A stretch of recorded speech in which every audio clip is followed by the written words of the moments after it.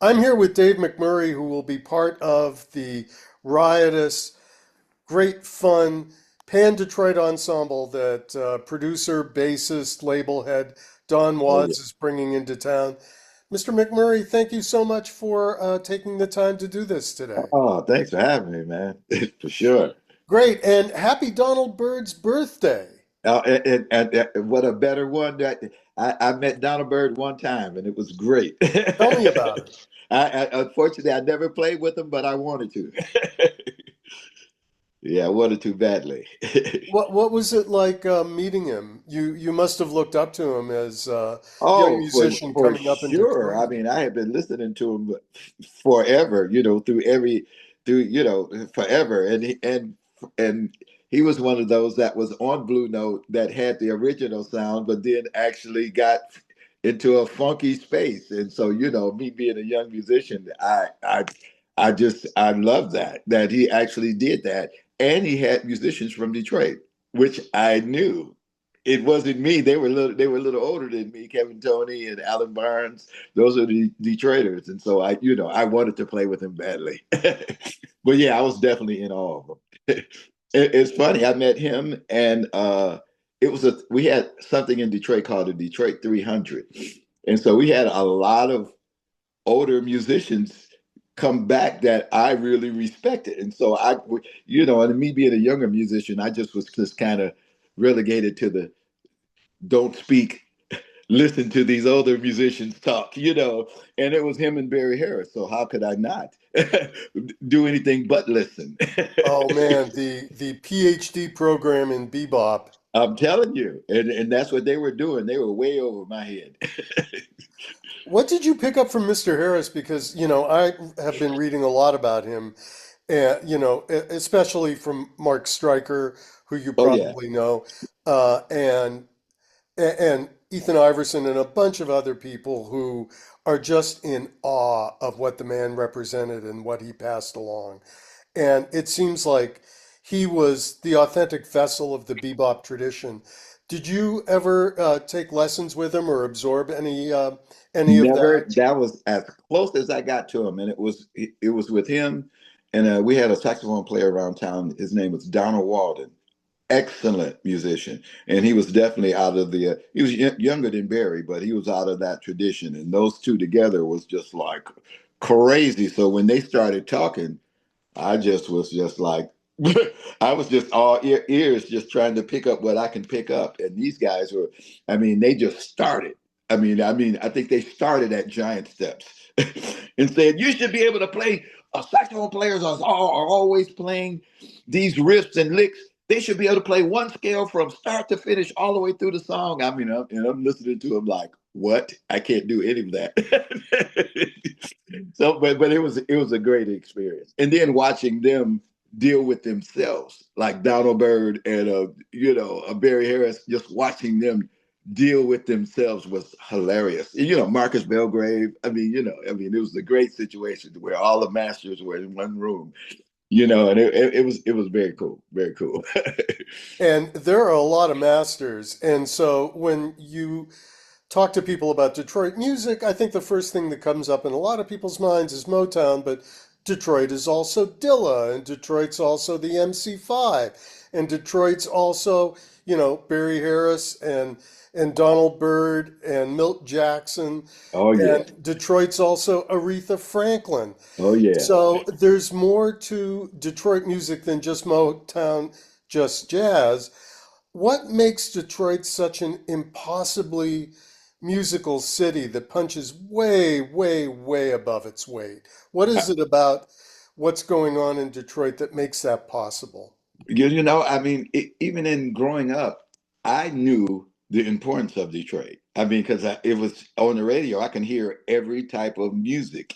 It was. And so, we had a rock station here that was WABX, and they would actually play rock music and then play Miles Davis. That was very rare to have that kind of a musical meshing going on. And so it's like in me growing up, I was always listening with, Canadian stations, CKLW. So you had that was hit radio. Then you had WDT, which was total underground jazz, underground rock, everything. I mean, so I grew up with all those musics. And when I would hear each type of those musics, I would hear myself in it.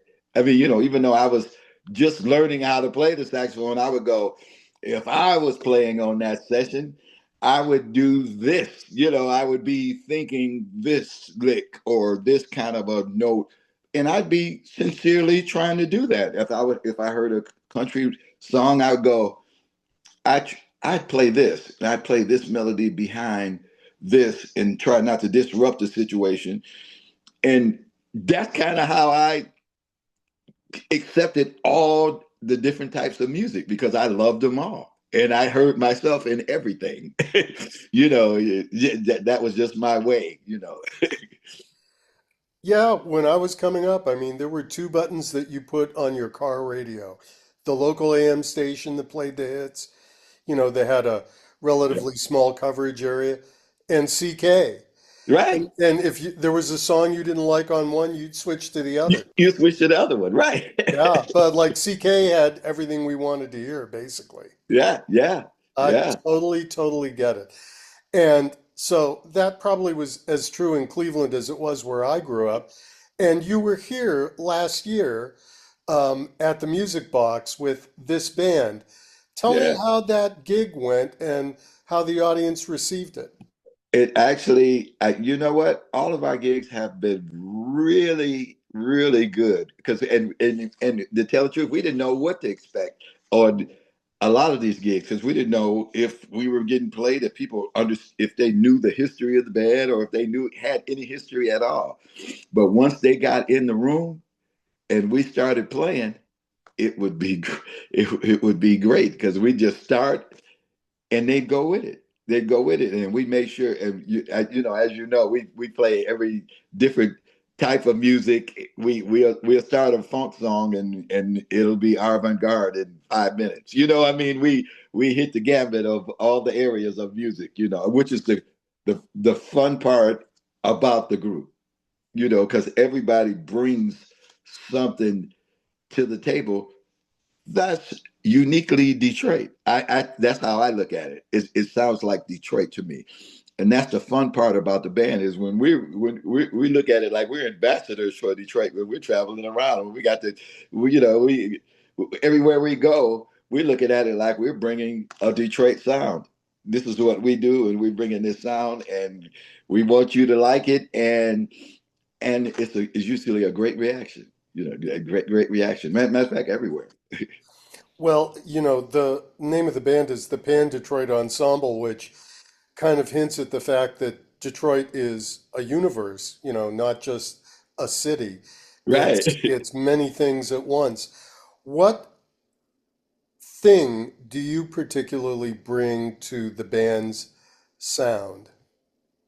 It's funny. When I first met Don, which was, years ago, when it was not was in the beginning of was not was, and when he called me for the session, I didn't really know him. And his describing of what he was going after, he said, I wanted to be like if Joe Henderson and Elvin Jones was playing in a punk band. And I was like, what? That sounds like the place I need to be. That sounds like it to me. And when he first played me the songs, he just really played me the bass lines, because the music was just forming. He had the songs written, but that's what he played. And he told me, I don't want you to play normal. He knew about all the different kind of groups and my avant-garde things and all of that. So he was like, okay, don't play. I don't want you to play normal. Just do what you hear. Ended up, we played. The session started at midnight, and we just played all night. And that's kind of what I'm the longest. Me and Luis Resto, we were in the band. When it was just an idea. So we kind of went through all these phases with Don, and so we don't even have to talk. I mean, we just kind of just, he'll allude to a situation, and I know exactly where it is. I've been playing with him in so many different situations so long that we just kind of have an unspoken word where we just kind of can go.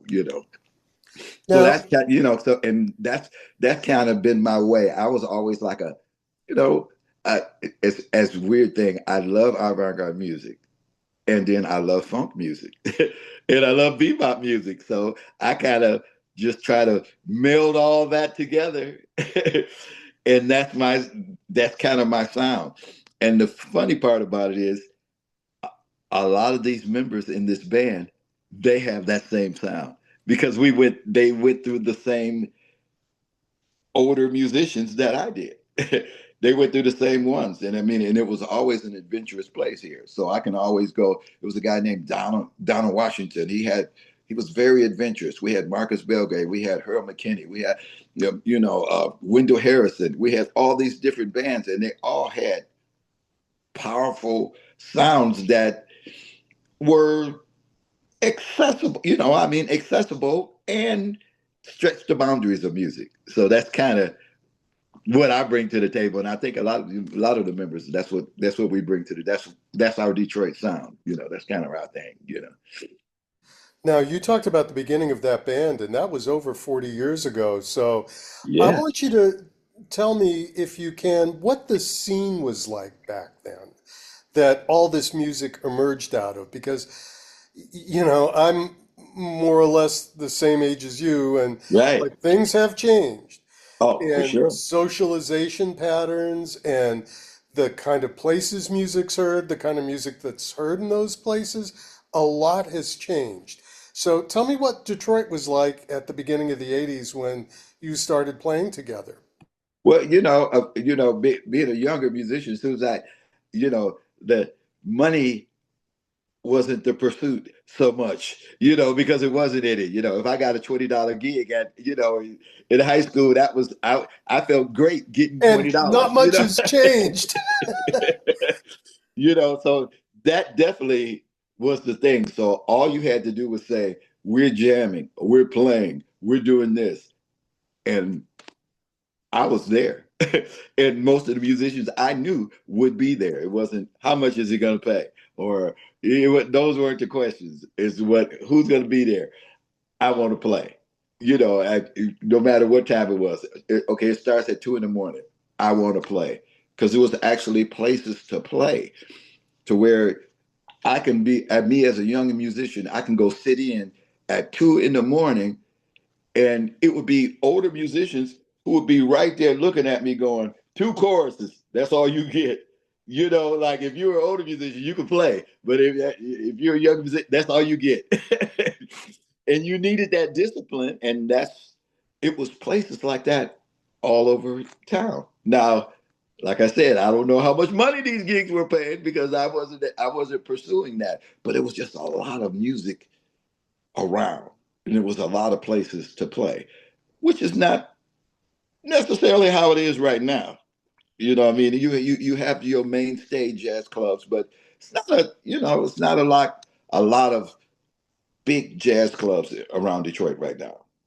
So that's the main thing that's changed. But far as the young musicians and older musicians wanting to mentor them, somehow Detroit has stayed true to its reputation. We have a very flourishing young musician crew that's coming up that are with excellent musicians. So that part is still flourishing. Fortunately, where you have young musicians who are playing, who want to play. And who want to get out there and spread jazz to the world. Music in general to the world. Can you tell me who some of them are that we should keep our eyes on? Because Detroit's always turned out great young talent. Well, it's a few of them. It's a guy named Deshaun Jones. He's a saxophone player. He's excellent. He actually he arranges strings, and he great tenor player, great tradition. He plays with a lot of the Chicago Cats and stuff. It's another young guy named Marcus Elliott, tenor player, excellent. Totally different tenor player than Deshaun too. Two different kind of players, but excellent musicians. It's a trumpet player named Alan Denard, very good, very very adventurous musician, and all these guys are 25 to 30 years old. Excellent, excellent musicians. And they're carving their own path. It's funny when how musicians do. A lot of them, they come up, and bebop is the what you learn. that's what you're trying to learn because it's so hard and you want to learn it. And it takes a while for a musician to actually, once they get out of school or college or wherever they were, they're still playing bebop. And then after that, they'll find the music that they really want to play. And that's interesting in itself because I see some younger musicians around here who were swinging constantly, and now I look at them and they're playing house music, or something. They're playing techno music, very adventurous in a adventurous way too. But that's what happens. That's what I did. I mean, I was always trying. I mean, I still do. I'm still trying to learn how to play music. I'm still trying to learn how to swing. And I'm old, but it's an adventure that keeps on happening. But I love techno music. I love dance music, and I love hearing myself on it. So I'm still like that. I just love music in general. And Detroit is a good place for that. Yeah, it sure is. You mentioned some of the giants, and you alluded to the avant-garde, and on your new record, Find Your Peace is dedicated to one of my favorite Detroit musicians, Tony Tabal. Oh yeah. And a friend of mine introduced me to Griot Galaxy back in the 80s Oh when yeah. those records were almost impossible to get. And that music was inspiring to say the least. Were you part of that circle, or like, were Oh, of you course. Yeah. hanging around the edges of the tribe, or was that maybe a little before your time? No, the tribe. Those were the older musicians around me. So I would go and hang around the Strata concert gallery and set up chairs. They wouldn't let me play, but they'd let me in. They knew I was, a budding musician. So they say, okay, you can get in free. You can come and set up the chairs. So I'd go in there, with Kenny Cox and Charles Moore, and I'd set up the chairs, and then I get a chance to see Ornette Coleman, or go get a chance to see uh, Elvin Jones. I mean, I'm talking about with them 3 feet away from me, just soaking it all in. I mean, I saw all these guys for free. I mean, just because they would let me, that's what they were giving me. you know, just come set up and stuff, and then you could just soak up the music and hang out. I saw Herbie Hancock, Buondici. I mean, everybody in this place. And so, and yeah, and as far as Real Galaxy, yes, I was a member of Real Galaxy. And when I first met Farouk That's Zia, right. yeah, yeah. And when I met Farouk, I thought it was the most different music I had ever heard. I didn't really get it at that when I met him. I said, "Wow, what are you doing?" I mean, what are you doing? He had all these odd songs he was writing and stuff, and I was like, I just had to be around him. I just wanted to be around him and kind of soak up what he had, what he had to give. Excellent musician, excellent musician. Oh man, I'm sorry. I should have remembered that. I got to go back to those records if they survived the flood. Oh, Had a right, flood a right, couple of right. years Yeah, I, ago, I, and I did two of them with them, and they went to Europe. I didn't make the Europe trip, so it was one of them I didn't do, but we did Ken's, and I mean, the music was excellent. I mean, the group, the band, the concept, it was really different. I didn't understand it at the time because but I was just learning it. But then that's when I adventured into the St. Louis Sound, and Oliver Lake, ACM, Chicago. I we was the Detroit version of all those. We had that concept. yeah, and it would be great if that scene got its flowers a little more, because it was a Yeah. really important scene, and I think we're just beginning to come to grips with that now. Yeah. I'm going to go back to the Pan Detroit Ensemble uh, and ask you about the tour, which is grueling. Like, this is, I don't know whether you're doing like vans or what, but Now it's we're gonna do buses. We have a bus, a legit bus. But I looked at the dates and I was kind of shocked myself. I was like, wow, this is a real tour. This is like one day after the next. You know, at one point it's like 5, 6 days in a row. I was like, okay, this is the real deal. And then you finish up at Big Ears, which is, kind of a nice gig to end with. Oh, it's very cool because I mean I'm excited about that because I'm playing with my band on that Friday, and then I play with Pan Detroit on Saturday. So I'm excited about that. You know. Have you ever played Big Ears before? No, I haven't. No, I haven't. You know, so I've been down there told me about it at first, and it just happened to come about. I'm hoping that some other things pop up like that because the festival is actually booked, and then they noticed that it was similar members in the band, you know, and so they called me up and asked did I want to play, and I was like, "Are you kidding? Yes, I want to play." You know, so they said, "Well, it's actually booked, but we're going to find a date," and so they found a date for that Friday. So I'm going to, go in the day before and you know, bring my guys early. We have a gig before, and then we'll go in the day before, and then I'll fly my two guys. You know, I have another keyboard player and I'm gonna fly those guys and another bass player, and fly them in, and then we're gonna do Big Ears too the day before. Oh, Pan that's Detroit. great. I mean, it's a little above my pay grade, Big Ears, at least right now. Hopefully It- someday I can hit the lottery and go. But my understanding is the venues are great, the sound is incredible. yeah, Um, but for my last question, I want to talk about audiences, and both of us living in the Midwest as we do. Um, I think there's a particular thing about audiences in the Midwest, and your tour is pretty extensive. You're going to a bunch of different places in the Midwest and the South, but Midwestern audiences, I think, are demanding in a nice way because we're oh yeah. Western. But what is it like playing for audiences in this part of the world? What do they expect from a night out with great musicians? You know what? It's funny. I look at it. I know it's being from Detroit. I look at it like Detroit is one of the hardest audiences, and I just look at it that way because Detroit, I saw people crash and burn in Detroit. You know, I mean, great people come in and not really work as much. And then I'm always curious, like, why? Because why would that happen?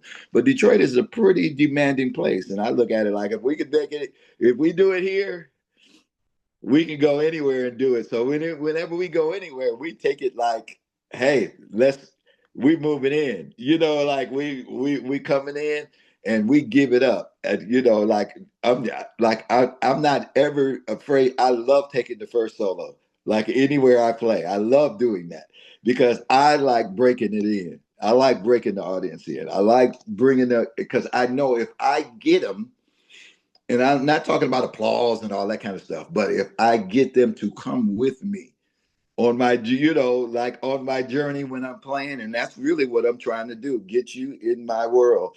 And once I do, I can take you where I take you. So I can take you down, I can take you up, I can take you out. That's how I look at it. And I think the guys in the band kind of look at that way too. Like, because they, Don, the similar members, Don saw those members with me. They were like, those guys have been playing with me for about 12 years, like my band. and I kind of, they're younger than me, what I mean? So I kind of broke them in to be where we are. It's funny how their attitude is, Dave, no matter how high we get, you could take it up higher. That's like a joke. No matter what, we can be playing for a long time, and then somehow you'll take one more chorus and then it go even further. But I've pushed them to that point where they do that. And that's the fun part of the band. And that's we have that. Pan Detroit has that, has that. Only we have like other members that will take you with it. And like, I don't know if you've heard Vincent Chandler, the trombone player. He is really great. And these are all guys that I've known through the years that I wanted to play with, never really had a situation where I played with them, but it's so much fun because I learned from them and they learn from me, you know. But the funny part is we come from the similar backgrounds. We have the similar kind of avant-garde kind of thing, but swinging, but learn, know how to swing, and plus love music in general. Just love music, period. And that's the key to it. To me, that's the key to us traveling through the Midwest and anywhere. Like when we went to Japan, we was like, okay, what is this going to be? It was great because we were able to get there. They didn't know what to expect. They hadn't heard the band, but I mean somehow it was great. I've been over there a lot, so I didn't know if people would recognize me or what. But it ended up the end up gig was great, and they went perfectly. By the time we went through we played our 4 days. We was killing them. I mean, they knew what to expect. We was able to be ourselves. We were funky and swinging and all that at the same time. Which is what I like. You get the audience in the right way where they can go with you. If you swinging, they'll go with you. If you funky, they'll go with you. That's what you want. And that's what I'm sure you're going to give when you take that first solo at the Beachland Ballroom on January 17th. Dave McMurray, thank you so much for spending this time with us, and I hope I looking didn't talk too forward to much. I seeing talked your you. ear off. I hope you lift the bandstand at the Beachland Ballroom. Oh, it's gonna be good. Hey, that's not our problem. Those guys are ready to go. It's funny, they ready. Great. I can't wait. Thanks. Yeah.